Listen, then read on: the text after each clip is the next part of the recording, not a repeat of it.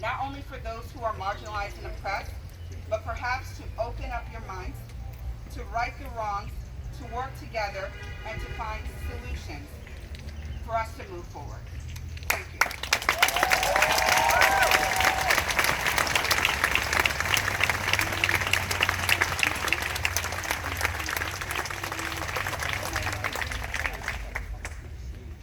Hi everyone. Sorry, I have a teacher voice, so if it's weird, sorry. My name is Andy Loretz. Don't cheer for me, I don't deserve it as much as the beautiful people next to me. But I'm a member of Indivisible Plymouth and a downtown Plymouth resident.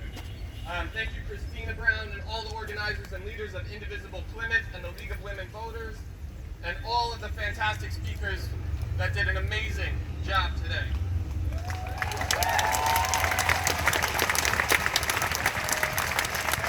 I have to tell you, I'm pretty nervous right now because I don't feel qualified to speak on this.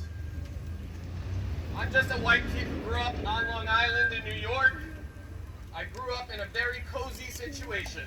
In fact, it was that seemingly cozy upbringing that I feel most uncomfortable talking about today, and I'm shaking the bejesus out of here. Because I'm about to get real about racism and my role in racism, and I'm apologizing in advance because it's uncomfortable for me and I can only imagine. So, I unfortunately have a very racist past.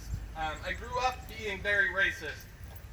Racism was positively reinforced throughout my formative years. And I hate saying this, but using the N-word was perversely used as a term of endearment in my family. How messed up is that? Speak on it. I have done and said so many racist things, and I look back on it now and I absolutely abhor and so does the thing, and regret all of that. My dear friend Kat Cramp, who's also a beautiful music teacher,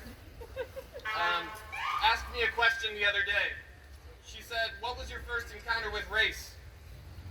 I remember that in second grade, my teacher taught a unit on prejudice, diversity, and civil rights. While this was very instructive, it was also only a couple of talks and VHS videos about these topics, and it was all crammed into February for Black History Month, rather than an ongoing conversation throughout our education.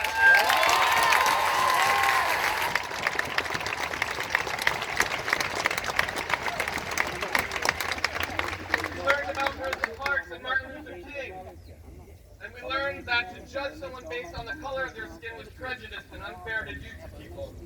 And I remember arriving home and sharing some of this information proudly and happily, like a second grader would, with my family. The response, more or less, was, "And so the indoctrination begins."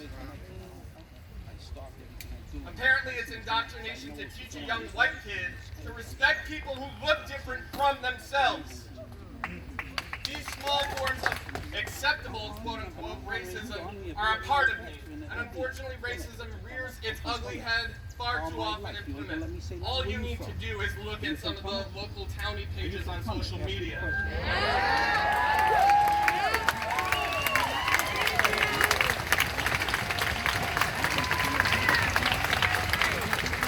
So after I came out as a gay man to my parents in my freshman year of college, when I forced them